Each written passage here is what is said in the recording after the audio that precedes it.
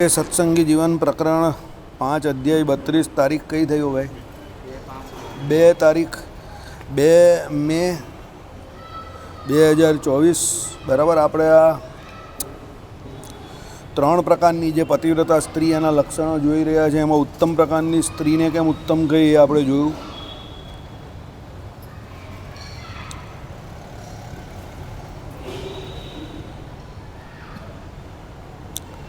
એમાં ગઈકાલે આપણે જોયું કે ભાઈ એ ઉત્તમ પ્રકારની પતિવ્રતા સ્ત્રી જે છે એ દેહના સુખને કેવું જાણે છે, અસત્ય જાણે છે, એના થકી એને વૈરાગ્ય હોય છે। પરિણામે દુઃખિક મૂળ હોવાથી તેમની સુખરૂપતા અસત્ય જ સમજે છે, દેહના સુખની, અને ભગવાનના જ સુખને એક સત્ય સમજે છે। આનંદમય પરમાત્માના અનુભવમાં સુખરૂપતા અકૃત્રિમ અને નિત્ય છે એમ જાણે। આ બહુ સરસ છે। આ કાલે મારે વધારે ચલાવવું હતું પણ ટાઈમ ચાલ્યો ગયો હતો। ઓલરેડી આપણે 5 મિનિટ મોડા હતા। આ સમજવા જેવું છે। ભગવાનના જ સુખને એક સત્ય સમજે, પછી શું છે? આનંદમય પરમાત્માના અનુભવમાં સુખરૂપતા। આત્મા અને પરમાત્મા બંને, આત્મા અને પરમાત્મા આનંદ, જ્ઞાન અને આનંદ સ્વરૂપ પણ છે, અને જ્ઞાન અને આનંદ નામના ગુણ પણ એ બંનેમાં રહ્યા છે। બંનેમાં થોડો થોડો ફરક છે। જો કોઈ જ્ઞાન સ્વરૂપ હોય તો એના થકી એને ફાયદો છે, સમજો બરાબર। કોઈનું સ્વરૂપ જ્ઞાન સ્વરૂપ હોય, પોતે જ્ઞાન સ્વરૂપ છે તો એનાથી એને પોતાને ફાયદો છે, પણ એની જોડે જ્ઞાન નામનો ગુણ પણ જો એ ધરાવતો હોય તો એનાથી બીજાને પણ ફાયદો છે। આનંદ કોઈ સ્વરૂપ છે તો એનાથી એ પોતે આનંદ સ્વરૂપ છે તો એનાથી એને પોતાને ફાયદો છે, પણ જો એ આનંદ નામનો ગુણ પણ સાથે ધરાવે છે તો એનાથી બીજાને પણ ફાયદો છે, તો બીજાને પણ એ આનંદ આપી શકે છે, બીજાને પણ એ જ્ઞાન આપી શકે છે। કેવી રીતે? દીવો જે છે તે પ્રમાણે। તો દીવો જે કયો તે તમે દીવો સળગાવો તો દીવો કેવો છે? તો પ્રકાશ જે છે તે જ્ઞાન, એટલે એનું સ્વરૂપ જે છે તે તેજોમય છે, પણ એની જોડે એ તેજ નામનો ગુણ પણ ધરાવે છે।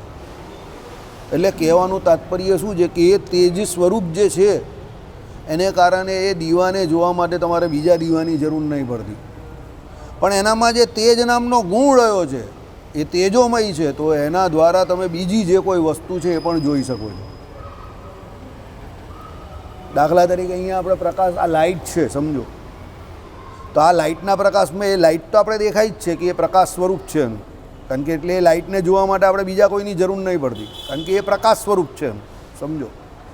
પણ એ પ્રકાશ સ્વરૂપ છે, એનાથી એ તો પ્રકાશ સ્વરૂપ છે જ, પણ એનાથી ફાયદો આપણે બીજો શું છે? તો આમાં વાંચવું છે આપણે તે, કે પ્રસાદ વેચવો છે તે, કે એકમેકનો ચહેરો આપણે જે કંઈ જોવો છે તે, કે આમાં જે કંઈ રેકોર્ડિંગ થાય છે તો એમાં પ્રકાશની જરૂર છે, તો પ્રકાશ નામનો, તેજ નામનો ગુણ જે છે તે એને આશરે રહેલો છે, એટલે એને કારણે આ બધી વસ્તુ પ્રકાશમાન થાય છે, અને આપણો વ્યવહાર જે છે તે બહુ સુગમ થઈ જાય છે,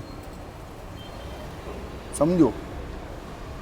એટલા માટે એવું કહ્યું શાસ્ત્રોમાં, ને આપણે જે વારંવાર ચર્ચા કરીએ છીએ તે પ્રમાણે, કે તમારામાં જ્ઞાન અને આનંદ નામનો ગુણ હોય તો જ તમે બીજાને આપી શકો। એટલે ભગવાન કહે છે કે, એટલે આપણા શાસ્ત્રો કહે છે કે તમે પહેલાં તમારી જાતને સુધારો, એટલે તમારામાં આ બધું હોવું જોઈએ, જ્ઞાન છે, આનંદ છે, આ બધા ગુણો તમારે તમારી અંદર ડેવલપ કરવાના છે।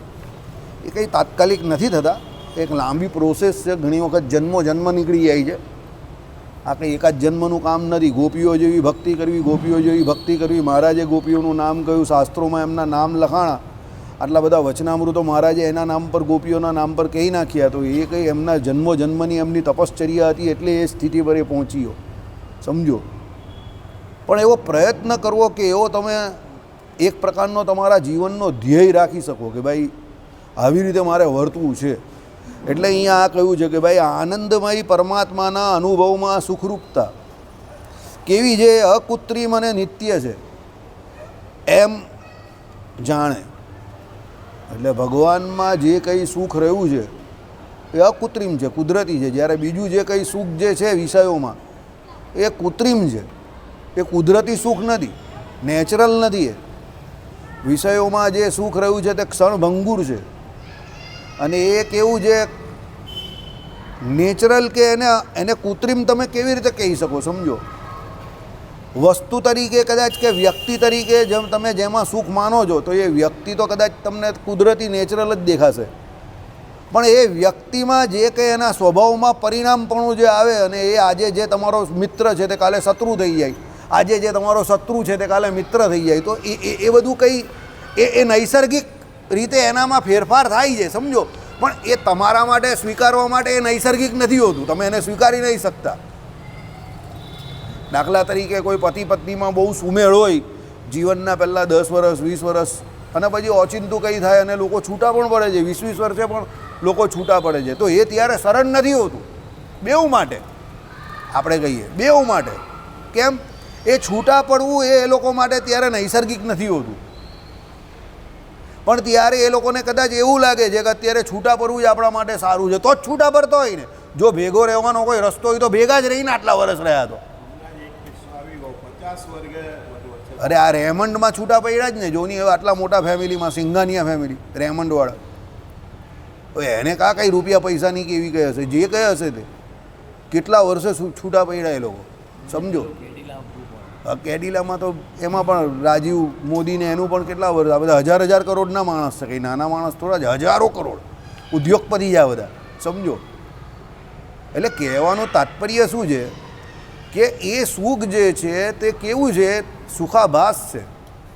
અને એમાં જે સુખમાં તમને જે વધઘટ લાગે છે કે પ્રેમ તમને કદાચ એવો લાગે છે કે મારા પ્રત્યે સામેવાળી વ્યક્તિને ઘટી ગયો, કે આદરભાવ પહેલાં કરતાં ઘટી ગયો, કે હવે એવો નથી રહ્યો, અને તમને એક પ્રકારની ઇનસિક્યુરિટી એવી ફીલ થાય કે મારી જગ્યા કોઈ બીજાએ એના જીવનમાં લઈ લીધી છે. આ બધું જે કંઈ તમારી જોડે ઘટે છે કે કોઈ બીજા જોડે ઘટે છે કે માણસ માત્ર જોડે, આ બધું જે કંઈ ઘટે છે એ કેમ ઘટે છે, એનું કારણ શું?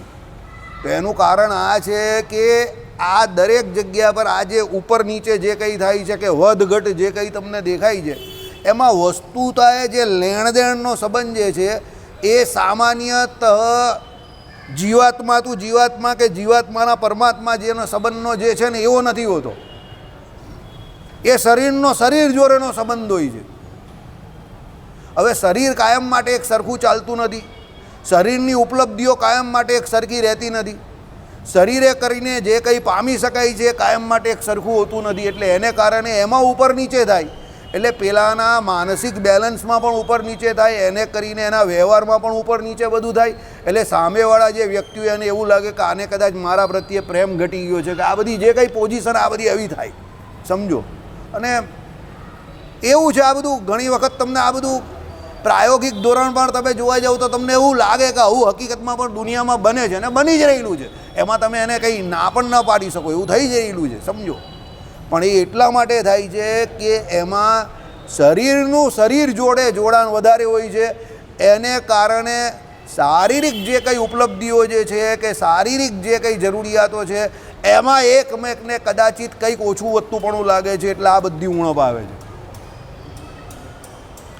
જો સંબંધ ત્યાં આત્માનો આત્મા જોડે હોય, કે પેલા રાસ પંચાધ્યાયમાં જેમ ભગવાન આત્મા અને પરમાત્માનો સંબંધ હતો, એમ આત્મા અને આત્મા જોડે સંબંધ હોય અને આત્મીયતા જો એકબીજા જોડે કેળવાઈ હોય તો ગમે તે પરિસ્થિતિમાં બંને એકબીજા જોડે રહી શકે.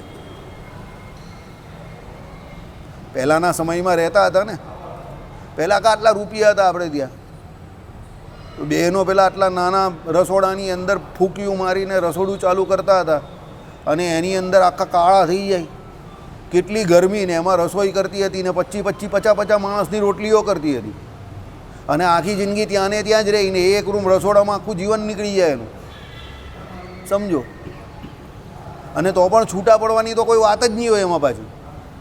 અને 5-5, 7-7, 8-8, 10-10 તો છોકરા હોય પાછા, અને એ લોકોના પ્રસંગો તો આમને આમ ચાલુ ને ચાલુ જ. એક જાય તો બીજું આવે, ને બીજું જાય તો ત્રીજું આવે, ને ત્રીજું જાય તો ચોથું આવે. સમજો, તો કેમ ત્યારે પ્રેમ ઘટતો નહીં હતો કે બધા છૂટા કેમ ના પડતા હતા, વધારે બોન્ડિંગ કેમ વધારે હતું? ત્યારે સામાન્ય રીતે એવું હતું કે એકમેક જોડે એક વખત જોડાયા ને તો આપણી ભારતીય પરંપરા કે પ્રણાલિકા કે સંસ્કૃતિ મુજબ સંબંધ જે છે તે જન્મે જન્મનો માનતા હતા, એટલે છૂટા થવાવાળી કોઈ વાત મગજમાં હતી જ નહીં. હવે શું થઈ ગયું, બધા સ્વતંત્ર ઇન્ડિપેન્ડન્ટ થઈ ગયા, કમાતા થઈ ગયા, પશ્ચિમની જે સંસ્કૃતિ છે એનું અનુકરણ આપણે ત્યાં ચાલુ થઈ ગયું, કાયદામાં એનું અનુકરણ, આંધળું અનુકરણ ચાલુ થઈ ગયું. એને કારણે કહેવાતી ઇન્ડિપેન્ડન્સી કે આઝાદી, એના નામે આપણે લોકો અધર્મ કરતા થઈ ગયા. એટલે આ બધા પ્રોબ્લેમ્સ ચાલુ થયા કે 20-25 વર્ષ પછી પણ ડિવોર્સ ફાઇલ કરે પેલા લોકો, બરાબર. એટલે આમાં કહ્યું એ પ્રમાણે કે એ સુખ જે છે તે પરમાત્માના અનુભવની સુખરૂપતા તે અકૃત્રિમ અને નિત્ય છે. એ એક વખત સુખ ચાલુ થયું એ નિત્ય છે, એ ફ્લો કન્ટિન્યુ રહી છે. ભગવાનનું સુખ જે છે તે પેલાને કન્ટિન્યુટીમાં એકનું એક જેવું છે તેવું ને તેવું આવ્યા જ કરે છે, જેને આવે છે એને. અને એ આવ્યા કરે છે એટલે એ એમાંથી બહાર નથી આવતો. પછી એને પેલું કહીને વાલા એ રસના ચાકન હાર છાસ તે નવ પીવે રેલોલ. એ કેમ કહ્યું કે એને ભગવાનનું સુખ આવી ગયું તો પછી એને આ લોકમાં સુખ આવવાનું જ નથી. ચોખ્ખી વાત છે, બરાબર. પેલો કહીને જો લોગ સમંદર મેં તैरते उन लोगों के लिए तालाब कोई चीज़ ही नहीं है, બરાબર. કારણ કે જે સમુદ્રમાં તરવાવાળો માણસ હોય તળાવમાં એને મજા જ નહીં આવે, એવી વાત છે, સમજો. એટલે અહીંયા એવું છે કે જેને ભગવાનનું સુખ મળી ગયું એક વખત ને એને લાગી ગયું કે આ ભગવાનનું સુખ છે, તો પછી એ ગુફામાં રહેલો હોય કે જંગલમાં એકલો રહેલો હોય કે પછી કોઈ જગ્યા પર તમે કહું કે એ તો ભાઈ કોઈની જોડે વાત જ નહીં કરતો ને રૂમમાં એકલો બેસી રહી છે. અરે પણ એને એમાં જ સુખ આવતું હોય તો એને બીજાની જરૂર જ કાં છે?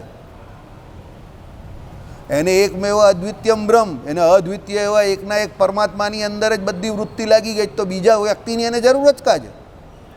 અને એકચ્યુઅલી નથી આપણે કોઈની જરૂર નથી, સમજજો. જો તમે જીવાત્માની એકલાની વાત કરો તો જીવાત્માને બીજા કોઈની જરૂર નથી. જીવાત્મા જ્ઞાન સ્વરૂપ છે કે નથી? જીવાત્મા આનંદ સ્વરૂપ છે, બરાબર. જીવાત્મામાં જ્ઞાન અને આનંદ નામનો ગુણ રહેલો છે, પરમાત્મામાં રહેલો છે. તો ભાઈ તમને બીજા કોઈની જરૂર જ કાં છે? તમારામાં જ્ઞાન અને આનંદ રહેલો છે, પરમાત્મામાં જ્ઞાન અને આનંદ રહેલો, તો તમે ને ભગવાન વચ્ચે ત્રીજો કોઈ આવે છે જ કાં? આપણે સામાન્ય રીતે બીજાની ઈચ્છા કેમ રાખીએ કે એના થકી તમારે કંઈ લેવાનું હોય કે મૂકવાનું હોય કે સુખની આશા હોય એટલે તમે બીજાની આશા રાખો ને. દ્વૈત ભાવ તમને ગમે કેમ છે કે તમને આશા છે, તમારી જરૂરિયાત પોષશે એટલે તમને દ્વૈત ભાવ મંજૂર છે કે ચાલ ભાઈ આના થકી મારું કંઈક પૂરું થશે કે આના થકી મારું કંઈક લક્ષણ પૂરું થશે કે આના થકી થશે, એટલે તમે દ્વૈત ભાવને સ્વીકારેલો છે. પણ જ્યાં તમારી અદ્વૈતને વિશે વૃત્તિ જ લાગી ગઈ ને એમાંથી જ તમને સુખ કેવું કે આનંદ કેવું કે જ્ઞાન કેવું બધું મળવા માંડે તો તમને બીજા કોઈ વ્યક્તિની જરૂર જ કાં છે? મને બતાવો, કાં જરૂર છે? એટલે યોગીઓ એકલા રહીને ભજન કરી છે. એ દ્વૈત ભાવમાંથી મુક્ત થઈ જાય છે, એ અદ્વૈત ભાવમાં જીવતા શીખી જાય છે, સમજો. એને જગત જોડે કે બીજા જોડે કંઈ લેવા દેવા જ નથી. અને હકીકતમાં ન જોવો જોઈએ. આ જે પહેરીને ફરતા હોય, સમજો, હવે એ વોટ માંગવા જાય કે આને મત આપજો ને પેલાને મત આપજો, હવે એને કંઈ લેવા દેવા ઓછું પહેર્યું પછી હું ભજન કર્યા કર નહીં યાર. તું અદ્વૈત ભાવમાં સીધો ભગવાન જોડે રમણ કર્યા કર. તને ભગવાને આટલું મસ્ત યુનિફોર્મ આપેલો છે, આ યુનિફોર્મ જ તારે એવો છે કે તારે ભજન કરવા સિવાય બીજું કંઈ કરવાનું નથી. તારે તો અદ્વૈતમાં જ રમણ કરવાનું જ, ભગવાનમાં જ.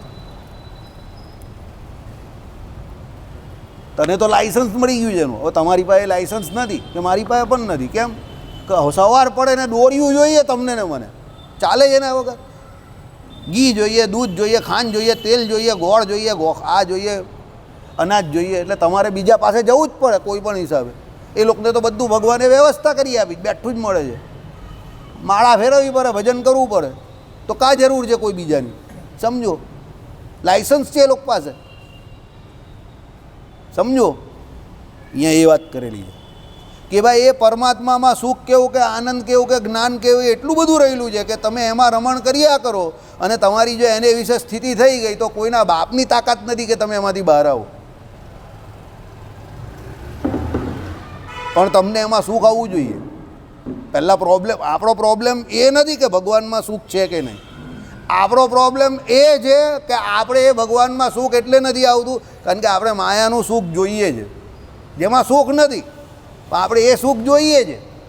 અને ભગવાનમાં સુખ છે તે આપણે લેવા જતા નથી. માયાના સુખ લેવા પાછળ આપણે ભગવાનને અળગા મૂકી દીધા છે. આ પ્રોબ્લેમ આપણો આ છે બધાનો, સમજો. ભગવાને ઉદાહરણ નથી આપ્યું. પોતાનું જ હાડકું ચાવતો હોય પેલો કૂતરો અને એમાંથી એમ કહે કે એના જડબાની એમ કહે કે જે કંઈ એમ કહે કે ચામડી નીકળતી હોય એને લોહી નીકળતું હોય ને પછી એ એને જ ચૂસતો હોય અને ભાઈ એનું જ લોહી ચાટીને એને આનંદ આવતો હોય ને એ ખુશ થતો હોય કેટલું મીઠું લાગે છે, પણ ગધેડા તું તારું જ લોહી ચૂસે છે. આપણી આ પરિસ્થિતિ છે કે જે માયામાં સુખ નથી એ માયાનું સુખ આપણે ભોગવવા જઈએ છીએ. કેને કરીને? ભગવાને જે દેહ આપ્યો, ઇન્દ્રિયો આપ્યો એને કરીને, અને એને કારણે જે જીવ જે છે આપણે પોતે સ્વયં એનું પોતાનું સુખ કે પરમાત્માનું સુખ એ બંનેથી વંચિત રહી જઈએ છીએ. કારણ કે આપણી આખી જિંદગી તો આમાં નીકળી જાય છે. સવારથી સાંજ સુધીનો તમારો કાર્યક્રમ જોઈ લેજો, ટાઈમ ટેબલ જોઈ લેજો. શરીરના સુખના જે સાધન છે ભેગા કરવામાં જ તમારો 80% ટાઈમ નીકળી જતો હશે, 20% ટાઈમ બચતો હશે, એમાં તમે ભજન કરતા હશો. તમે આખા દિવસની જે ઉપાધિ કરો છો જે કંઈ પણ, તે કોના માટે કરો છો? મેજોરિટી શરીર માટે જ કરો છો ને. એટલે ખોટા પાછળ આપણે આપણા જીવનનો 75થી 80% ટાઈમ ગુમાવીએ છીએ અને ખરા પાછળ 20% ટાઈમ માંડ આપીએ છીએ. પછી આપણે ભગવાનનું સુખ કાથી આવે?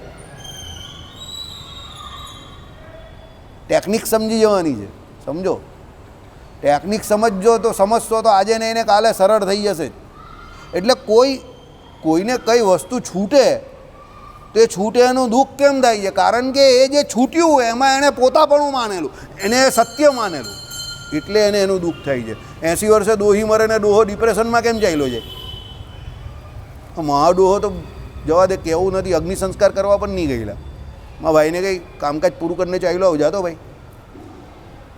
મારા બાપા કંઈ મોડું, હવે એમ કે મોડું હું જોવાનું, આખી જિંદગી એનું મોડું જ જોયું છે. જા જે હોય તો બધો કેસ ફાઇલ કરી, જા તું લઈ જા, પતાવ કેસ ફાઇલ કર. તો મારા બાપા તો ત્યારે 70-72 વર્ષના જ હતા ને લોકો 80 વર્ષે ખસકી જાય. એટલે હું એટલે જે ગયું એમાં એને પોતાપણું માનેલું, સત્ય માનેલું, એટલે એ ગયું એનાથી સ્વીકાર્ય એને ન હતું.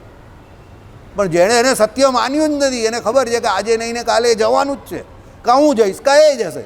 સમજો, એ પ્રમાણે જેણે એને સત્ય માન્યું નથી એને દુઃખ ન થાય. સીધી વાત છે. રસ્સી મિલી નહીં થી તો ફિર દુઃખ કાહે કા? એ વાર્તા ખબર તમને સાધુવાળી? નહીં ખબર. એક સાધુ મારી જેમ રખડતો જતો હતો તો રસ્તામાંથી પેલી દોરી મળી. દોરી કામમાં શું આવે ખબર?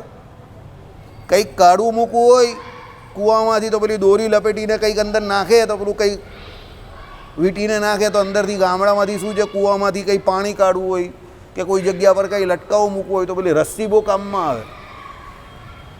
હવે ભજન કરવા તો નીકળેલા મહાત્મા, પણ પેલી રસ્સી મળી એટલે રસ્સીની જોડે રમત કર્યા કરતાં જંગલમાંથી નીકળતા હતા. હવે કોઈ જગ્યા પર કશે કંઈક નાવા મૂકવા ગયા હશે ને રસ્સી મૂકી દીધી ત્યાં, અને પછી ભજન કરતાં નીકળી ગયા. પછી રાત્રે પહોંચ્યા, સંધ્યાકાળ થયો ત્યારે વિચાર આવ્યો કે પેલી રસ્સી કાં રહી ગઈ? તો આલી ઊંઘ જ નહીં આવે. એટલે ઊંઘ જ નહીં આવે. વિચાર એ જ આવ્યા કરે કે રસ્સી કાં રહી ગઈ, રસ્સી કાં રહી ગઈ. ને એમાં સવાર પડી ગઈ. ઠાકોરજીને ઉઠાડવાનો સમય થઈ ગયો. ઉઠી ગયા એકદમ, કાં તો હાલો આખી રાત ચાલી ગઈ, એમાં ઊંઘ નહીં આવી. નાવા ગયા પાછા એટલે રસ્તીની પાછી યાદ આવી. પછી એમાં એક પેલો હરિભગત કોઈ આવ્યો गृहस्थ, તે કંઈ બોલીએ स्वामी जी, તે કંઈ कुछ नहीं मेरे पास कल एक रस्सी थी और उससे मैं ये सब मेरी दैहिक क्रिया करता था, आज नहीं है. तो પેલો કે उसमें क्या है, मैं करवा देता हूँ. એમ કરીને પેલાએ કરવાઈ દીધી, કરી નાખીને પછી એ ઊભો થયો. એ પેલાએ નવરાવ્યા ધોવડાવ્યા, પછી એને ખબર પડી ઓહો હતી તો એક રસ્સી જ ને એ કાલે સવાર સુધી તો મને મળેલી નહીં, બપોરે મળીને રાત્રે ખોવાઈ ગઈ. તેલ પીવા ગઈ રસ્સી મિલી કહાં થી કે ખો ગઈ. પછી એણે એવું વિચારવાનું ચાલુ કર્યું, રસ્સી મળીને ખોવાઈ તો દુઃખ થયું ને. પછી એ કહે કે રસ્સી મિલી કહાં થી કે ખો ગઈ. પછી એવો વિચાર કરવા માંડ્યો તો તરત મગજમાંથી વાત નીકળી ગઈ. પછી શાંતિથી જીવવા માંડ્યો. આપણું આવું છે, આપણા જીવનમાં ઘણા બધા કેરેક્ટરો આવે, પાત્ર આવે અને પછી ચાલ્યા જાય એના સમયે. ભાગવતજીમાં કહ્યું એ પ્રમાણે લેણદેણ પૂરા થાય એટલે ચાલ્યા જાય. પછી આપણે ત્યારે સત્ય એને માનીએ, એને કરીને એ જાય એટલે આપણે દુઃખ થાય. સાહજિક વાત છે, બરાબર. પણ આપણે એવું વિચારીએ કે એકા હતો આપણી જોડે, આમ પણ કે એકા હતી આપણી જોડે, પાછળથી આવેલી ને ગઈ, તો રસ્સી મિલી એકા હતી કે ખો ગઈ, એવું છે. સમજો. એટલે આમ હવે હું તમને કહું તો તમને કહે કે એ તો હવે તમે બધું બોલો છો, બાકી એવું કંઈ હકીકતમાં થોડું હોય તો જેનું જાય એને ખબર પડે. પણ જાય એને ખબર પડે એ વાત સાચી છે કે જાય એને ખબર પડે, પણ એ જાય એને ખબર પડે છે. સમજો, એ ખબર કેમ પડે છે કે એમાં પોતાપણું મનાયેલું છે, માયા છે કે વાસના છે કે કારણ શરીર છે કે જે કંઈ તમે કેવું તે છે, એટલે આ બધું છે. બાકી બાજુવાળાને ત્યાં કંઈ પણ થાય છે તો તમને એની કંઈ ચિંતા રહી છે, તમે બહુ બધો એને ત્યાં ખાલી ખાલી ખોટા ખોટા આંસુ સારવા જશો, આ હું કરશો કે ભાઈ તારે ત્યાં થયું, બહુ ખોટું થયું, આમ મરી ગયા તેમ મરી ગયા. બાકી તમને અંદરથી કંઈ નહીં, ઘરે આવીને પછી ફ્રીજ ખોલીને મસ્ત ઠંડુ પાણી પીશો, અંદર કંઈ શ્રીખંડ બીખંડ હશે તો એક વાડકી ખાઈ લેશો, આઈસ્ક્રીમ હશે તો આઈસ્ક્રીમ બી ખાઈ લેશો. તો ભાઈ તમારું કંઈક હમણાં બહાર તો બોર હડતો તો પેલાને ત્યાં ગયેલો ને અહીંયા પાછો આઈસ્ક્રીમ ખાવા માંડ્યો, એ તો કહે એને બતાવવા માટે આવે કે એની જોડે મને પણ દુઃખ થયું, એનું કોઈ સગું ગયું તો મને થોડું દુઃખ હોય. હવે એ તો એને તો મર્યા કરે, બધાને તો આખા ગામમાં રોજ મરે છે, પેપરમાં આવે તો હું આઈસ્ક્રીમ ખાવાનું થોડું છોડી દઉં એના માટે. કેમ? એની જોડે આપણે પોતાપણું માનેલું નથી એટલે આપણે પેપરમાં વાંચીએ કે ભાઈ શ્રદ્ધાંજલિ, ને એની જોડે આપણે આઈસ્ક્રીમ ખાતા હોઈએ. શ્રદ્ધાંજલિ, બિચારું મરી ગયો, બહુ ખોટું થયું, આપણે બોલીએ ખોટું થયું ને આપણે આઈસ્ક્રીમ ખાતા હોઈએ. પેલો તરબૂચ ખાતો હોય ઠંડુ ઠંડુ આમ કરીને ગરમીમાં, હાલું બહુ ખોટું થયું, 35 વર્ષનો છોકરો મરી ગયો, લાવ જરા પેલું ઠંડુ પેલું મેં અંદર ફ્રીજમાં મૂકેલું છે એ જરા તરબૂચ આપજે એમ કરીને તરબૂચ ખાતા જ, હા એની ઘરવાળી પણ મરી ગઈ બિચારી, બોલ બહુ ખોટું થયું ને તું હાલો તરબૂચ ખાઈ જાય, આમ કહે છે કે ખોટું થયું. સમજો, હવે એક એ પણ છે ખોટું થયું ને ખાય છે તરબૂચ, એટલે એને ખબર તો છે કે ખોટું થયું પણ એને માનતો નથી. કેમ? એના વિશે પોતાપણું નથી ને એટલે. બરાબર. હવે આ જ ઘટના એની પોતાની જોડે થઈ હોય તો એ તરબૂચ નહીં ખાઈ શકે. હવે સમજ્યા તમે? આ વસ્તુ અહીંયા સમજવાની છે, સત્ય અને અસત્ય. આમાં ભલે પતિવ્રતાનું લખેલું હોય, દરેક જગ્યા પર આપણે એક પતિવ્રતા એટલે પતિવ્રતા નહીં કરી આવવાનું કે આ તો એના નિયમ ચાલે, આપણે કંઈ લાગતા નથી. જ્યાં સિદ્ધાંત હોય ત્યાં આપણે ગ્રહણ કરી લેવાનો. અહીંયા આપણે આ સિદ્ધાંત આ ગ્રહણ કરવાનો છે કે સત્ય એવા પરમાત્મા જે છે એની જોડે આપણો જીવ લગાડવાનો છે, અને માયામાં જે કંઈ તમને દેખાય છે અસત્ય. કેમ? તો આપણે પેલું જે આપણા ચાલે છે ને દર રવિવારે વેદસ્તુતિ, એમાં કેમ એને અસત્ય કહ્યું કે બધું નાશવંત છે ભાઈ, કાળે કાળે બધું ફર્યા કરે છે, સમયની સાથે બધું બદલાયા કરે છે, એટલે એને અસત્ય કહ્યું. કાર્યને, માયાને કારણ રૂપે ભલે સાચી હોય એ માયા, પણ કાર્ય રૂપે ભલે એ અસત્ય આપણે માને છે વિશિષ્ટાદ્વૈત વેદાંતિઓ. સમજો? તો આપણે પણ શું માનવાનું કે બધા કાર્ય રૂપે બધા જે કંઈ આપણી જોડે ભેગા થાય છે તો બધા છૂટા પડશે પછી ગમે ત્યારે. બરાબર. તો પછી એમાં પોતાપણું ન મનાય કે આ કંઈક થયું હોય એવું ને તમને એવી સમજણ હોય તો તમે એ જોરો કા ધક્કા ધીરે સે લગે એમ કરીને ધક્કો સહન કરી નાખો, એટલે તમે તમારા રૂટીનમાં પાછા આવી જાઓ, એટલે પછી બહુ વાંધો નહીં આવે. પછી પેલા લોકો જેવું ના થાય કે ભાઈ 2 વર્ષ સુધી મંદિર ના આવે ને એન્ટી ડિપ્રેશનની ગોળીઓ આપવી પડે, 80 વર્ષે પણ એવું થાય, એટલે એનો મતલબ એવો કે બહુ પોતાપણું માની લીધેલું એમ. મંદિર આવતા માણસને પણ આવું થાય છે. સમજો? એટલે મંદિર આવતા હતા ના નહીં, દર્શન પણ ભગવાનના જ કરતા હતા, બધી વસ્તુ સાચી, પણ જે પ્રમાણે સત્સંગ અંદર ઉતરવો જોઈએ એ પ્રમાણે ઉતરેલો નહીં. એટલા માટે ભગવાને કહ્યું સત્સંગ અને ભજન, એટલે ભક્તિ અને સત્સંગ, એના વગર વિદ્વાન પણ અધોગતિને પામે. રોજ થોડો થોડો સત્સંગ અંદર જવો જોઈએ. એટલે અહીંયા કહ્યું, શું કહ્યું કે આનંદમય પરમાત્માના અનુભવમાં સુખરૂપ અકૃત્રિમ અને નિત્ય છે એમ એ સમજતી હોય. આ આપણે પણ જાણવાનું છે કે ભગવાનમાં સુખ નિત્ય રહ્યું છે, અને એ ભગવાનનું સુખ જ મુખ્યપણે જીવનમાં રાખવાનું, બાકીનું બધું આયારામ ગયારામ જેવું જ છે. બરાબર. ચાલો, જો પતિ કામાતુર થતા કામ ઉપભોગ માટે બીજી સ્ત્રીને પરણે તો સ્વયં પ્રહર્ષ પામે. હવે કદાચ પેલો પતિ હોય તે એના જેવો ન હોય અને એ કોઈ બીજી સ્ત્રી લઈ આવે તો પણ પેલી પતિવ્રતા સ્ત્રી હોય તે જેલસી ઈર્ષ્યા ના કરે કે મત્સર ના કરે કે મારી સ્વત આવી. બરાબર. એ તો મેં તુલસી તેરે આંગન કીનું જ ગાયન ગાય. બરાબર. કોઈ નહીં મેં તેરે સાજન કી, મેં તુલસી તેરે આંગન કી. બરાબર. તમને નહીં ખબર, આલોકના જમાનાનું પિક્ચર હતું. બરાબર. મને આવું બધું બહુ યાદ રહી જાય. એટલે સમજો, કલ્યાણજી આનંદજીનું બહુ જોરદાર મ્યુઝિક હતું, ના ગાયન બહુ જોરદાર હતું. યુટ્યુબ પર સાંભળજો, એનું મ્યુઝિક બહુ સરસ છે. બરાબર. હા હા, વિજય આનંદવાળું પિક્ચર, સરસ ગાયન હતા. પિક્ચરના ગાયન બહુ સરસ હતા, સ્ટોરી પણ સારી હતી. એમાં આ બોટપાટ લેવા જેવો હતો. સમજો? એમાં આ જ હતું કે પતિ ગમે તેવો હોય પણ પત્ની જે છે તે એને સેવવી જોઈએ. આ જ લોજિક આ જ હતો સેમ. એટલે ફિલ્મવાલાએ શાસ્ત્રમાંથી જ લીધો હોય તો ફિલ્મમાં આવે એટલે આપણે એવું કહીએ કે નક્કામું થઈ ગયું. અરે ભાઈ, મીરાબાઈના ભજન એ લોકો લે છે તો મીરાબાઈના ભજન થોડા નક્કામાં થઈ ગયા, તો એ લોકો ગયા એટલે કંઈ નક્કામાં થોડા થઈ ગયા. એવું આ તો ફિલ્મનું છે. અરે ભાઈ, ફિલ્મનું છે એટલે શું છે, તો ઓરિજિનલી મીરાબાઈનું, એટલે ફિલ્મવાલાએ લીધેલું છે ને, એટલે કે એ નક્કામું થોડું થઈ ગયું. સમજો? મીરાબાઈના ઘણા બધા ભજન, સુરદાસજીના ઘણા બધા ભજન આ ફિલ્મવાળાએ લીધેલા છે, એટલે કંઈ ભજન નક્કામાં નહીં થઈ ગયા. હવે એ લોકો પછી જે રીતે ગાતા હોય તો એ લોકોને મુબારક. બરાબર. પણ સુરદાસજી કેવું કે મીરાબાઈ કેવું, એ બંનેની સ્થિતિ ઊંચી જ હતી ભગવાનને વિશે, એ તમારે કબૂલવું પડે. હવે એ લોકોએ જે ટોનમાં લીધું કે જે અર્થમાં ફિલ્મમાં બતાવ્યું એ લોકોને મુબારક, કે આપણે નહીં જોવાનું. પણ નરસિંહ મહેતા કેવું કે મીરાબાઈ કેવું કે સુરદાસજી કેવું, એની મહત્તા કદાપી ઘટતી નથી. એ તો મહારાજે વચનામૃતમાં પણ કહી દીધું કે ભાઈ એ લોકોના ભજનમાં કંઈ બે પ્રકાર ન હતા. એ લોકોને બંનેને ભગવાનને વિશે ભક્તિ હતી જ, અને સ્વામીપણાની જ ભક્તિથી એ લોકો ભગવાનને ભજતા હતા. નરસિંહ મહેતા અને એની વાત કરેલી જ ને મહારાજે, બરાબર. એટલે કહેવાનો મતલબ શું છે કે એ બધા ભજન કરવાની રીતે શ્રેષ્ઠ જ હતા. પણ આ તો હું ફિલ્મવાળા લે એટલે બધા ઘણાને એવો પાછો પ્રેજ્યુડાઇઝ થઈ જાય, આ તો ફિલ્મનું છે, આપણાથી ન ગવાય. અરે ફકીર મોહમ્મદ ફિલ્મવાળા એને લીધું એટલે શું થયું? એટલે કંઈ નરસિંહ મહેતા થોડા બગડી ગયા, કે મીરાબાઈ થોડા કંઈ ફિલ્મ જોવા જતા હતા. એને શું લાગે એની જોડે? એમણે જે પદ રચેલા જે સમયે એ તો ભગવાન માટે જ રચેલા ને. હવે ફિલ્મવાળાને એનો કંઈ લોજિક અંદર દેખાયો હશે તો એણે લીધું હોય એના પાત્ર પર, એની જોડે આપણે શું લેવા દેવા? એ જાણે ને પેલો જાણે, બરાબર. એટલે એ બધા ચક્કરમાં આપણે ના પડવાનું. આપણે તો જેટલું સારું એટલું મારું એમ કરીને લઈ લેવાનું, સમજો. એ ફિલ્મમાં જે કર્યું એ તો આપણી જોડે કોઈ નિસ્બત નથી એને. ચાલો, એટલે ત્યાં એ પ્રહર્ષ પામે. કેમ? જો અહીંયા પ્રહર્ષ પામવાનો લોજિક છે, હું તમને પછી આપણે સમજીએ. અને પતિ જો તે પત્નીના સહપત્નીના દાસ્યમાં પહેરે તો તેણીનું દાસ્યપણું પ્રીતિથી કરે. આવી ઉત્તમ પતિવ્રતા વનિતા ભૂતળમાં નિશ્ચય દુર્લભ છે. ઇન્દ્રાદી દેવો પણ જેણીને કામ દૂષિત દ્રષ્ટિથી દેખવા સમર્થ થતા નથી. પાછું લખી દીધું છે કે આવી ઉત્તમ પતિવ્રતા સ્ત્રી આ દુનિયામાં દુર્લભ છે. આવી કોણ હોય કે એના પતિને બીજી પત્ની કરવી હોય તો એમાં પણ એ હર્ષથી એમ કહે કે ભાઈ આ તું બીજી પત્ની કર, અને એમાં એની પત્ની બીજી પત્ની જે કરી હોય એની દાસી રૂપે પણ વર્તે પાછી. એટલે આવી મળવી અઘરી છે.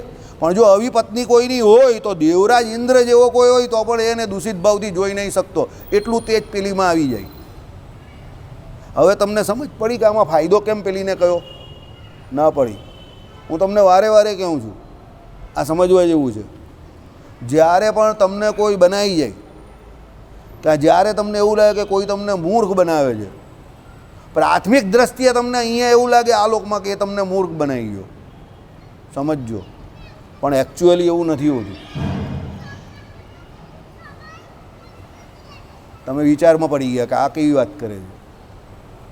આ ઘણી વખત મેં તમને વાત કરેલી છે, પણ પાછો આજે રિપીટ કરું છું. અહીંયા પ્રાથમિક દ્રષ્ટિએ તમને એવું લાગે છે કે પેલી સ્ત્રી જોડે બહુ ખોટું થઈ રહેલું છે, કે પેલાએ બીજી પત્ની કરી અને એની દાસી તરીકે પેલીને રાખી, એટલે પ્રાથમિક દ્રષ્ટિએ તમને એવું લાગ્યું કે એની જોડે બહુ ખોટું થયું. પણ એકચ્યુઅલી એવું નહીં થયું. જો પેલીની સમજણ હોય તો. પેલું જે મેં વાક્ય કહ્યું ને કે તમને કોઈ બનાવી ગયા અને તમને એવું લાગ્યું કે તમે બની ગયા, તો પ્રાથમિક દ્રષ્ટિએ તમને એવું લાગે કે તમને કોઈ મૂર્ખ બનાવી ગયો. પણ જો તમારામાં સમજણ હોય તો મૂર્ખ નહીં બનાવી ગયો, સમજો. અહીંયા એકચ્યુઅલી તમે જોવો તો તમને એવું લાગે કે પેલાએ કામ ભોગ માટે બીજી સ્ત્રી કરી, અને પેલી જે એની સારી સ્ત્રી છે પહેલી પતિવ્રતા એને પેલીની દાસી કરી. હવે સમજો, પેલાએ તો કામ ભોગ માટે કરી એટલે એનું તો બગડું,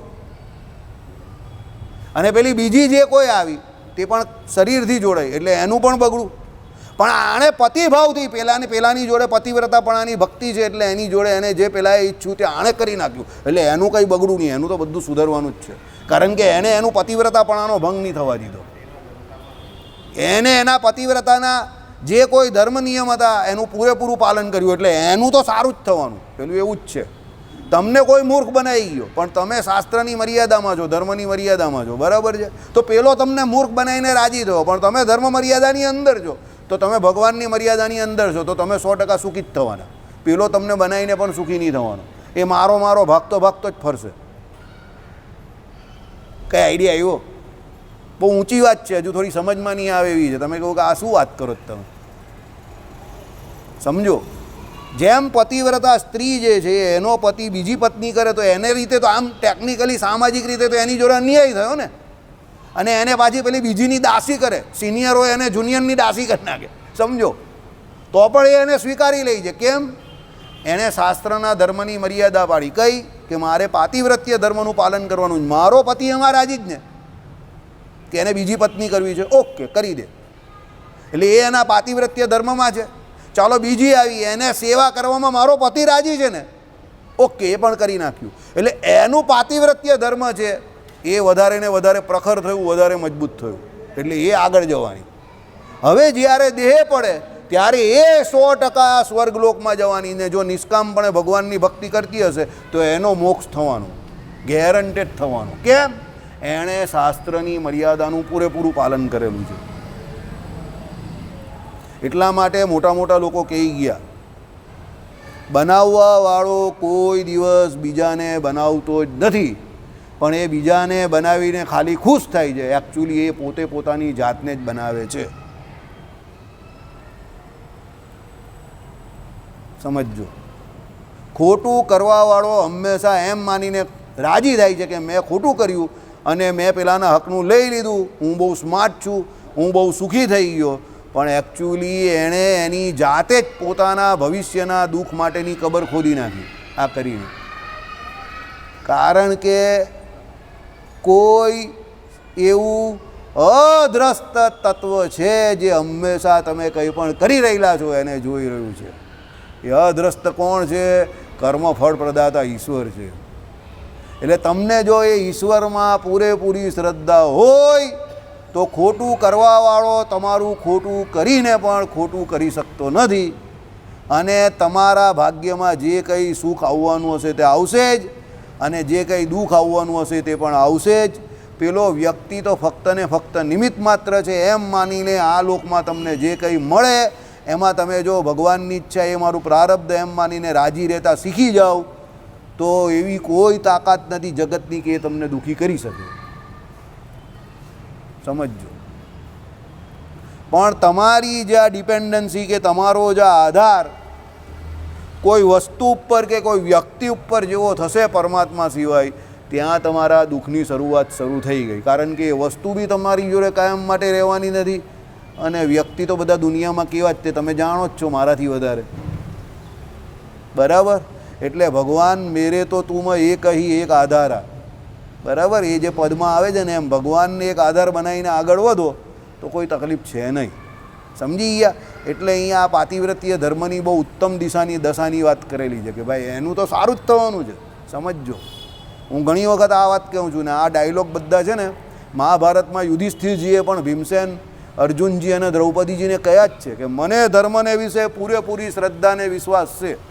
તમે લોકો ભલે એવું કહેવું કે દુર્યોધન ને દુશાસન આપણા રાજ્ય ઉપર જલસા કરે છે અને એ લોકો રાજપાટ ભોગવે છે ને આપણે અહીંયા વનમાં ભટકીએ છીએ, પણ મને શાસ્ત્રોના વચનને વિશે પૂરેપૂરો વિશ્વાસ છે કે હું જે કરું છું તે બધું બરાબર જ છે. જો તમને વિશ્વાસ ન હોય તો તમે મારો સાથ છોડી શકો છો. આવું જેવું યુધિષ્ઠિર બોલ્યા પેલા લોકોની આંખમાં આંસુ આવી ગયા. મને પૂરો વિશ્વાસ છે પણ હું જે કરું તે સાચું જ કરું. તમને ઘણી વખત આવું થતું હશે. તમને થાય કે ન થાય મને નહીં ખબર, મને થાય છે ઘણી વખત. અમારા વખાણ કરવા નહીં કરતો, હું હકીકત કહું છું. મને ઘણી વખત એવું થાય છે કે એક તરફ આખી દુનિયા અને એક તરફ આપણે એકલા, તોય મને એવું થાય છે ના કંઈ નહીં, જે થશે તે આપણે સાચા છે ને લડી લઈશું. મને આવું ઘણી વખત થાય છે. સમજો. અને ઘણી વખત એના મને પરિણામ પણ દેખાય છે. પછી તમે એક સત્ય તરફ ઊભા રહેલા હો ને, ભલું આમ તેમ આલમ દોલમ બહુ થાય, ભલા હાલી જાય, પણ જો તમે નિશ્ચય રાખીને ઊભા રહેવું ને એકને એક જ જગ્યા પર કે ના ઊભા જ રહેવું છે, તો ઓટોમેટિક સમયનું એક એવું ઝોકું આવે ને વાતાવરણ એવું ઓચિંતું ફરી જાય ને કે બધું પાછું સમયે કરીને એકદમ સરખું થઈ જાય પાછું શાંતિથી. તમારે કંઈ કરવાની જરૂર જ નહીં પડે. ઓટોમેટિક એક વસ્તુ છે, તમને વિશ્વાસ હોવો જોઈએ પણ કે તમે સાચા છો, કે દ્રઢ નિશ્ચય હોવો જોઈએ કે તમે સાચા છો. તમારે કંઈ નહીં કરવાનું. Stay alone when you are where you are. તમારે એકલા ઊભા રહેવાનું છે ત્યાં, ખાલી કંઈ નહીં જ કરવાનું. તમારી ખાલી ત્યાં મક્કમતા જ જોવાય છે. બસ તમે ઊભા રહો ખાલી શાંતિથી, કંઈ નહીં થશે. સમય આવશે જશે ફલાણું ઢીમકું. સમજો. ઘણી વખત ઘણા માણસોને એવું હોય કે આ તો તમારો સમય સારો ચાલતો એટલે તમે આ બધી જુબાની કે આ બધી ડાયલોગબાજી કે આ બધું બોલી શકતા હો. સમય ખરાબ હોય તો ખબર પડે. પણ એ પિક્ચર મારે અત્યારે તમને નહીં ખોલવું કે મારો સમય કેવો ચાલે છે. એ તમને હું ભવિષ્યમાં ખોલીશ. આઈડિયા આવ્યો? સમજો. એટલે ઘણી વખત તમને એવું લાગતું હોય કે એ તો બધું સારું ચાલે તો બધા કોઈ પણ બોલી શકે.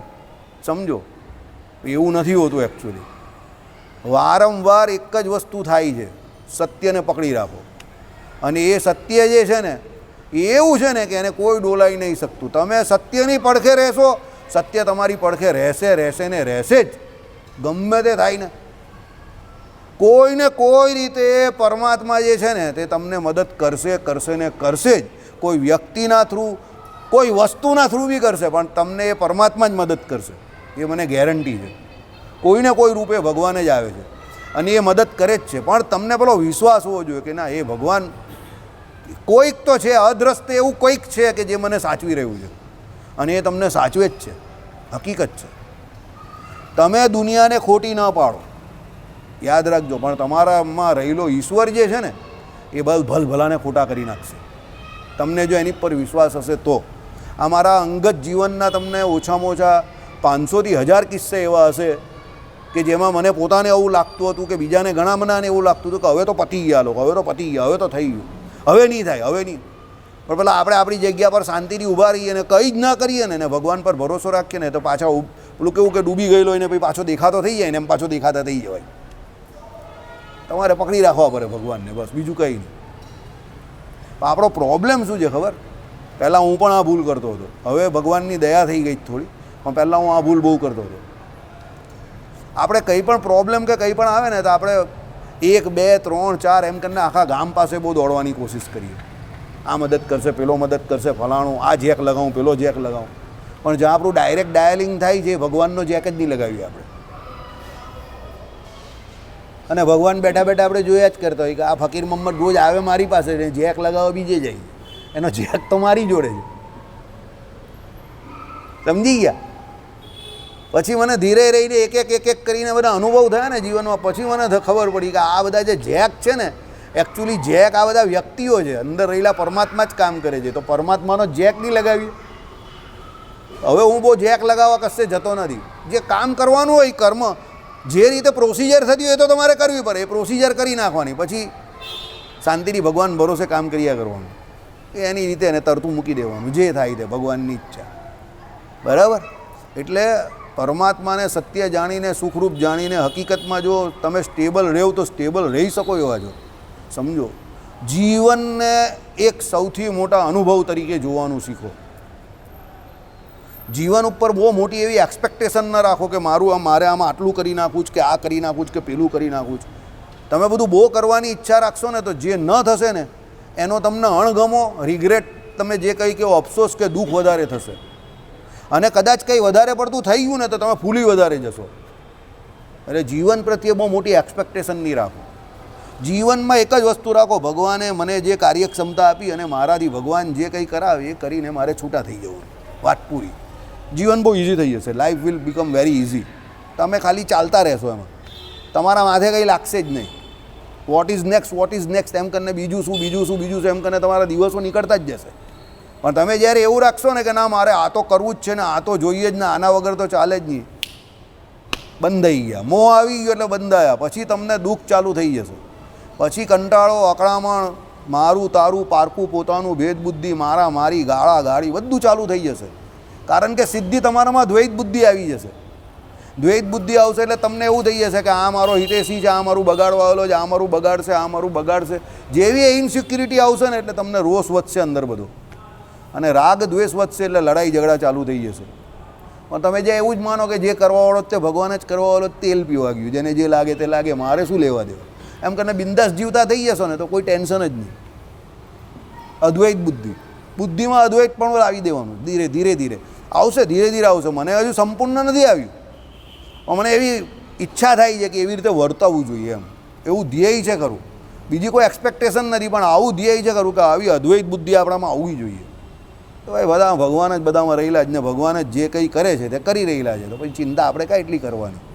મારા હજુ ઇન્દ્રિયમાં જ છે આ, હું તમને ચોખ્ખું કહું. અંતઃકરણમાં ને જીવમાં નથી, પણ હું એને પ્રયોગાત્મક ધોરણે કોશિશ કરવાનું વિચારી રહેલો છું કે આવું હોવું જોઈએ, એમ સમજો. તો જીવનમાંથી આ બધી તકલીફો બહુ ઓછી થઈ જશે. તકલીફો રહેશે જ, પણ તમને લાગશે નહીં. તકલીફ તો એનું કામ કરવાની જ છે. આદિ વ્યાધિ ઉપાધિ જે ભાગ્યમાં છે તે તો આવવાની જ છે, પણ તમને એની અસર ઓછી આવશે. બરાબર? ચાલો. જે કનિષ્ઠ પ્રતિવ્રતા કહી તે 7 જન્મે કરીને પતિ પરિચર્યા પરાયણ સ્વધર્મનિષ્ઠ થઈને જ મધ્યમ પતિવ્રતા ભાવને પામે છે. જો આવીને મેં તમને કહ્યું ને આ બધી પ્રોસિજર છે, જન્મો જન્મ લાગી જાય. એટલે પહેલી જે પેલી કનિષ્ઠ કહી ને બરાબર, જેના મનમાં તો એવો સંકલ્પ હોય પર પુરુષનો એવી જે હતી ને તે શરીરે કરીને તો ભ્રષ્ટ થતી જ નથી, એટલે એને કનિષ્ઠ કહી લીધે 7 જન્મે કરીને મધ્યમ થાય. સમજો, કેટલા જન્મે કરીને? 7. બરાબર, એટલે આ જન્મની પ્રોસિજર છે કે આજે ને આજે કંઈ કરી નાખું ને રાતોરાત લંબી દાઢી પણ નહીં થતી, તો આ કંઈ થઈ નહીં જવાનું, શાસ્ત્રોમાં લખેલું જ તે. અને બીજી એક વાત, પોતે પોતાની જાતને કંઈ બહુ મોટા તુર્રમ ખાન સમજવાની કે બહુ મોટું મેં કંઈક કામ કરી નાખ્યું છે અને મને બધું ભગવાને બહુ સમજાવી દીધું છે ને હું આમ ને હું તેમ ને એવું કંઈ સમજવાની કંઈ જરૂર નથી. ભાઈ, આ તમને ચોખ્ખું કહી દઉં, તમારે પોતાના વિશે પણ નહીં કે કોઈ બીજાને પણ બહુ તુર્રમ ખાન સમજવાની કોઈ જરૂર નથી. સાહજિકતાથી જેટલું થાય એટલું પ્રેમથી કરજો, આનંદથી કરજો, કૃત્રિમ રીતે નહીં કરતા, જોરાવરે કરીને. તમને ઈચ્છા થાય એવું કુદરતી રીતે કરજો, નૈસર્ગિકતાથી કરજો, તો વધારે મજા આવશે જીવવાની. ખેંચી ખેંચીને પેલું મોઢું બગાડીને કરો એવું ના કરતા, નૈસર્ગિકતાથી કરવાનું, સહેજે સહેજે વાસ્તવિક બનીને કરજો. એ ચાલો ભાઈ આ કરવું છે તો કરીએ, એમ મોજથી કરજો, પેલું ખેંચી ખેંચીને તોડી ના નાખતા. તો પેલા કહી કે ના હવે મારે પણ કરવું જ છે, હું પણ બતાવી દઉં. ભાઈ કંઈ બતાવવાનું નથી કોઈને, આપણે કોઈ જોવાવાળો છે જ નહીં, તમે જ જોવાવાળા છો. કોણ જોવાવાળું તમારું? સમજો, તમે જોવાવાળા ને ભગવાન જોવાવાળા, એટલે એમાં કંઈ કોઈને બતાવી દેવાની કંઈ જરૂર નથી. એને બતાવી દે, હું બતાવવાના કેળા બતાવવાના પાકા? વર્ષોથી આપણે સાંભળીએ તને બતાવી દઉં, પેલો કહે નહીં અરે હું બતાવવાનું હતું. આ ગામમાં જે છે તે બધું વર્ષોથી મળે છે અને એ જ છે અને પાછું એ જ આવવાનું છે, કંઈ નવું આવેલું જ મને તો કંઈ છેલ્લા 50 વર્ષમાં નવું કંઈ દેખાયું નહીં, બધું એનું એ જ દેખાય છે. સમજો, હું બતાવી દેવાનું, એ તો આપણો ખાલી પેલો બોલવાનો ટોન કે પેલો તને બતાવી દઉં, હું બતાવવાનું હતું, બોલ ચાલ. બરાબર, અમારે ત્યાં એડવર્ટાઇઝ નહીં આવતી હતી પહેલાં, ટીવી પર એક એડવર્ટાઇઝ આવતી હતી, મેં બતાવું એમ કરીને પેલું બોલ્યા કરે કોઈ. હવે કાકો રોજ જ કંઈક આ રોજ બોલ્યા કરે જ મેં બતાવું, કોઈ દિવસ કંઈ બતાવતું તો છે નહીં એમ કે. હું બતાવવાની એમ ગઈ, બધા પાસે જે છે તે છે જ એમ ગઈ. ગામમાં કંઈ બદલાયું તો છે નહીં એમ ગઈ. 80 વર્ષથી જોઉં છું કંઈ બદલાયું નથી એમ ગઈ, તો હું એ નવું બતાવી દેવાનું. ટીવી પર એડવર્ટાઇઝ નહીં આવતો, પહેલી બાર દેખીએ એ હોગા વો હોગા ફલાણા ઢીમકા. અરે તું ખાલી બધું એ કરે, એ લોકો શું કરે, એક જાતનો પેલો વાવર એવો ક્રિએટ કરે કે કંઈ અરે કંઈ નવું થતું જ નહીં દુનિયામાં, જે છે તે અહીંયાથી જ લે છે બધા. પૃથ્વી જળ તેજ વાયુ ને આકાશ, એમાંથી બધું ભેગું કરીને લેયા કરે છે અને એમાંથી જ બનાવે છે. કંઈ નવું કંઈ આવ્યું તમે જોયું તમારા જીવનમાં? કંઈ હોતું નથી. બરાબર, એટલે કંઈ એવું કંઈ હોતું નથી. શાંતિથી જીવ્યા કરજો, ખેંચતાણ કરતા નહીં પાછા. ચલો, પછી તે મધ્યમ પતિવ્રતા 7 જન્મે કરીને સ્વધર્મ નિષ્ઠ થઈ ઉત્તમ પતિવ્રતા ભાવને પામે. મધ્યમવાળી ઉત્તમ 7 જન્મે કરીને થાય એટલે 7 જન્મ નીકળી જાય. હવે જે કનિષ્ઠ હોય તેને ઉત્તમ સુધી પહોંચતા 14 જન્મ નીકળી ગયા. સમજો, બરાબર, સાંભળો. હવે પતિવ્રતા મરણ પામતા ત્રિવિધ પતિવ્રતાઓની જે ગતિ છે તે કહું છું. હવે જો એ લોકોની ગતિ પણ કહી છે પતિવ્રતાઓની, તેમાં ઉત્તમ પતિવ્રતા તો પતિના મરણ પહેલાં જ આ મારો પતિ આ દિવસે આ મુહૂર્તમાં મરશે એમ પતિના મરણ સમયને સ્વયં જાણે. ઉત્તમ છે ને, એટલે એને ખબર પડી ગઈ. ભગવાનના ભક્તો ઘણા નથી હોતા, બરાબર, નામ નથી આપવું. આપણે ત્યાં એક વ્યક્તિ આવે છે, એમના મોટા બાપા ગઢડામાં સાધુ હતા, એમનું નામ પણ મને ખબર છે પણ પાછો નામ ના આપીશ. હવે એ ધામમાં જવાના હતા, તો એ જે વ્યક્તિ છે એને બોલાવેલા કે ભાઈ આ દિવસ પહેલાં અહીંયા આવી જાય. તો પેલા કંઈક અત્યારે અહીંયા આવું તો નહીં ચાલે, તે કે હું તે આ દિવસ પછી તું આવશે તો તું મને મળશે નહીં. પેલા ભાઈ કે શું વાત કરો? તે કે હા. પછી એ ભાઈ એને જઈને મળી આવ્યા ને પછી હકીકતમાં એ ભાઈએ જે દિવસે કહ્યું એ દિવસે ધામમાં ગયા. આપણા મંડળમાં એ વ્યક્તિ આજે પણ આવે છે, અત્યારે પણ આવે છે. આજે સભામાં નથી પણ આવે છે એ વ્યક્તિ, બરાબર. એટલે એવા સાધુ આપણા સંપ્રદાયને વિશે હતા, અત્યારે પણ હશે, છે જ, હોય જ સાધુ, હોય જ. મહારાજે કહ્યું ને એ પ્રમાણે ભરતખંડને વિશે સાધુ હોવાના જ, વિચારતા જ હોય. ભજન કરવાવાળા તો હોય જ દરેક કાળમાં, ભૂત ભવિષ્ય વર્તમાન. મળે ન મળે અલગ વાત છે, આપણે હોય ખરા, બરાબર.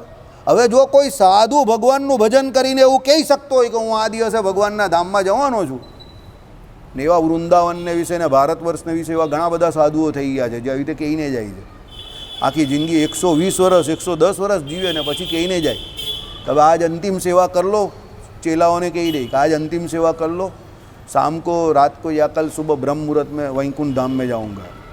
અને પછી ચાલ્યા જાય, એ જ દિવસે જાય, કહીને જાય.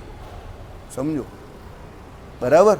એટલે કહેવાનું તાત્પર્ય એવું છે, ભગવાનનું ભજન કરીને પતિવ્રતાપણાની ભક્તિ કરીને જો પેલા સાધુ એવું કહેતા હોય તો આ પતિવ્રતાપણાના ધર્મમાં જે રહેલી સ્ત્રી જે છે તો એ પણ એ જાણતી જ હોય, એ કહી શકતી હોય કે મારો પતિ આ દિવસે મરશે. સમજો, એમાં કંઈ તમને કંઈ આમ પેલું એકદમ આશ્ચર્ય થઈ જાય, અહો આશ્ચર્યમાં એવું કંઈ નથી. એના પતિવ્રતાપણાનું જે તપ છે એ તપનું બળ છે. આ એને કરીને એને ખબર પડી જાય છે કે મારો પતિ મરવાનો છે એમ. એટલે સાંભળો, આ દિવસે આ મુહૂર્તમાં મારો પતિ મરશે એમ પતિના મરણ સમયને સ્વયં જાણે. પૂર્વના 7 કે તેથી અધિક પોતાના જન્મ અને પતિના પણ પૂર્વના 7 કે તેથી અધિક જન્મોને પણ યથાપૂર્વ જાણે છે. 7 જન્મને જાણે. શું? પૂર્વના 7 કે તેથી અધિક પોતાના જન્મ અને પતિના પણ પૂર્વના 7 કે તેથી અધિક જન્મોને જાણે. પેલી એ જાણતી હોય કે અમારો પતિ કેમ થયો, એટલે એને ખબર હોય બધી, એટલે જ આટલી શાંત રહી શકે કે આ મારો પતિ કેમ થયો તો એને ખબર હોય. કારણ કે એના પણ પેલાના 7 જન્મ પૂર્વના જાણતી હોય અને પોતાના પણ જાણતી હોય. જો યાદ રાખજો, જ્યાં જ્ઞાન છે, જ્યાં સમજણ છે, ત્યાં કોઈ ઝઘડા નથી. કારણ કે એની પાસે બધા લોજિક છે, કારણ છે. જ્યાં જ્ઞાન નથી, જ્યાં સમજણ નથી, ત્યાં બધા ઝઘડા છે. કારણ કે ત્યાં લોજિક નથી. સમજજો. એટલે જ્યાં તમને એવું લાગે કે અહીંયા ઝઘડા વધારે છે, કે શું કહેવાય કે અંધાધૂંધી વધારે છે, કે મારામારી વધારે છે, કે જે પણ કંઈ હોય, અને ત્યાં તમને બહારથી ભલે એવું લાગતું હોય કે બહુ મોટી મોટી સભાઓ થાય છે, કે બહુ મોટા મોટા પ્રવચનો ત્યાંથી અપાય છે, જે કંઈ થતું હોય તે, પણ એમાં અંદર પોલ છે. યાદ રાખજો. જ્યાં જ્ઞાન અને આનંદને મોટા મોટા કથા કાર્યક્રમ ભગવાનનું ભજન થતું હોય, ત્યાં અંદર કંઈ માથાકૂટ ન હોય તો બધી ચાલે શાંતિથી. એટલે આને સમજણ એ છે, ખબર છે કે આ પતિ મારો કેમ થયો, 7 જન્મનું જાણે છે, પોતાનું અને પેલાનું. તો ભાઈ પેલા જોડે ઝઘડા કરવાનું કારણ જ ક્યારે એવું એને ખબર જ છે ને કે આ મારો પતિ કેમ થયો. સમજો. ખબર ન હોય તો ઝઘડો હોય ને, કંઈક ને કંઈક કારણ હોય, એને કારણે જ પેલો એનો વનસ્પતિ જેવો પતિ થયેલો હોય. એને ખબર હોય કે આ મારો પતિ કેમ થયો, આ તો વનસ્પતિ થવાને લાયક નથી, તો અમારો પતિ કેમ થયો. તો કંઈક એની પાછળ હોય સ્ટોરી. એટલે પેલી જાણીને પછી શાંતિથી સુખેથી ભજન કરે ને પેલાની સેવા કરે. બરાબર. પ્રવૃત્તિ પામ્યું છે સત્ય પાતિવ્રત્ય ધર્મરૂપ, જેમાં એવા અંગોએ યુક્ત પ્રતિક્ષણ પ્રવૃત્તિ પામતા સમુદ્ભૂત પાતિવ્રત્ય સુકૃતિ પરિપૂર્ણ અંગવાળી એવી આ ઉત્તમ પતિવ્રતા પતિના મરણ દિવસે પતિની સાથે તદાત્મતા, એટલે તદેકાત્મ ભાવનાને અમારો પતિ છે અને હું એની પત્ની છું એવા ભેદને તાળીને જ તે જ હું છું એવા અભેદ અધ્યવસાયને અતિ દ્રઢ પામેલી. પાછો અદ્વૈત ભાવ આવી ગયો. બેમાંથી એક થઈ ગયા, એક દૂજે કે લીએ. સમજો. બેમાંથી એક થઈ ગયા. આ મારો પતિ છે ને આ હું છું, એ અધ્યવસાય ભાવ તળી ગયો. કેમ? બે જુદા જુદા હોય તો પાછું પારકું પોતાનું થાય ને. સમજો. જ્યાં ભગવાનની ઈચ્છા જ મારું પ્રારબ્ધ હોય તો પછી હું સુખી કે દુઃખી જાતે થઈ જ નહીં શકું ને. હું તો ભગવાનની ઈચ્છા મુજબ ચાલું છું, તો ભાઈ મારું પોતાનું કંઈ છે જ નહીં, તો પછી હું સુખી કે દુઃખી કઈ રીતે થાઉં? ત્યાં પતિ મરી ગયો એટલે પતિ જોડે એણે એનું સુખ કે દુઃખ માનેલું હોય, તો પછી પતિ જોડે જ બધું છે, તો પછી એને કાં પોતાનું સુખ દુઃખ છે? સમજી જાઓ. સમજણ છે. એટલે શું કહ્યું? તદેકાત્મ ભાવનાને પામી ગઈ કે આ મારો પતિ છે ને આ હું એની પત્ની છું એવા ભેદથી ટાળીને તે જ હું છું એવા અભેદ અધ્યવસાયને અતિ દ્રઢ પામેલી. પામતા પોતાના શરીરને ભાને રહિત થઈ જાય છે. એટલે પોતે પોતાના શરીરના ભાને રહિત થઈ ગઈ. એટલે એ પોતે શરીરના અંદર જે હતી તે શરીરના ભાને રહિત થઈ ગઈ. કેમ? પતી ગયો એટલે એ પણ પતી ગઈ એની જોડે. સમજો. શું આવ્યું તો સાંભળો. ચિંતા પ્રવેશ સમયે જ તે જ, એટલે તાદાત્મ્ય ભાવનાના ઉત્કર્ષથી પહેલાં જ પ્રાણ તેણીના દેહ થકી પોતે જ પક્વ થયેલું ફળ ડીંટા થકી જેમ એમ અનાયાસથી જ નીકળી જાય છે. અનંતર તે જીવ સતીના લોકને પામે છે. તે પછી આ ઉત્તમ પતિવ્રતાના ક્લેવનને અગ્નિ બાળે છે. એટલે એનું શરીર પણ પેલાની જોડે જ નીકળી જાય. આ કાલે સમજતું. એના પછીનું વાક્ય છે ને બહુ સરસ છે. બરાબર. દુનિયામાં આપણે જેટલી કથા વાર્તા કે નોવેલ કે બધું જેટલું જોઈએ કે પ્રેમની જેટલી પણ પરિભાષાઓ આપણે સમજતા હોઈએ, એ એમને નથી લખાતી હોતી. સમજજો. એ ઘટનાક્રમથી કોઈને કોઈ પાત્ર હોય તે પહેલાં ગુજરી ચૂકેલા હોય, પછી જે લખાયેલું હોય. સમજજો. રાઇટરે જે કંઈ લખ્યું હોય એ પહેલાં એની જોડે કાં કોઈ બીજા જોડે એ ઘટના ઘટી ચૂકેલી હોય એટલે એણે લખેલી હોય, તો જ એના લખાણમાં કે એના શબ્દોમાં એ વજન અને એ ભાવ આવે, જે ભાવ એ પાત્રો દ્વારા દર્શાવવા માંગતો હોય. સમજો. એટલે અહીંયા એ જ વાત કરેલી છે. એ પતિવ્રતાની એવી દશા છે, એવી સ્થિતિ છે કે એ એના શરીરને છોડીને નીકળી જાય છે પેલાની સાથે જ, કાં પેલા કરતાં પહેલાં. કેમ? કે એને એનો ભાવ જે છે તે પેલા જોડે જોડી દીધેલો છે. હવે પેલાનું શરીર નથી તો એનું શરીર રાખવાનો કોઈ મતલબ નથી, કારણ કે એને એના શરીર દ્વારા તો કોઈ સુખ માનેલું જ ન હતું ને. એનું શરીર તો પેલાને સમર્પિત કરી દીધેલું. બરાબર. એટલે કહે છે મોટા મોટા લોકો કે દુનિયામાં કોઈ કોઈને પ્રેમ કરતો નથી. જો હકીકતમાં પ્રેમ કરતો હોય તો એક પ્રેમી મરે તો બીજો જીવવો જ ન જોઈએ. ચાલો શ્રીપતિ